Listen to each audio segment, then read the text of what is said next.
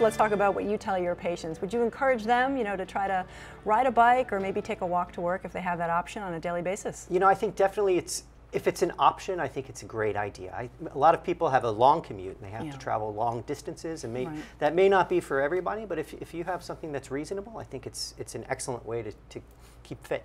Yeah, and kind of get in that daily activity that everybody is trying to get these days. Now, let me ask you this though, would you say there's ever a chance that you can risk maybe biking or walking, or I guess any activity almost too much, is too much of a good thing, a bad thing sometimes? I think that's the case with just about everything, right? So the main thing when it comes to these kind of like exercise activities, whether it be just simply walking or biking, a lot of times if you have a big difference in the amount of activity you do, that's when you put yourself at risk for injury. So it's important to kind of gradually increase the amount of work that you're doing. Okay, and I think we've kind of addressed this slightly, but again, a lot of us are so time crunched, right? And we are always looking maybe for ways that we can actually get some activity in. So maybe if it's not biking or walking, what other little things might they be able to do to fit it into their day? Well, there are actually a lot of interesting things on the internet that you can look at that are basic exercises that you can do while you're sitting down at work. I mean, one simple thing you can do is actually, they call them squats, even though they're not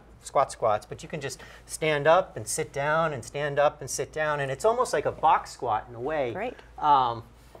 That you can do just at your desk. I mean, people also talk about maybe running in place for little intervals of like 20 to 30 seconds at a time. Sure. I think that's one excellent thing that you can do. You can do simple things that are like wall sits, where you basically sit up against the wall and hold that position for 10 or 15 seconds. I think that's another simple thing you can do at your desk.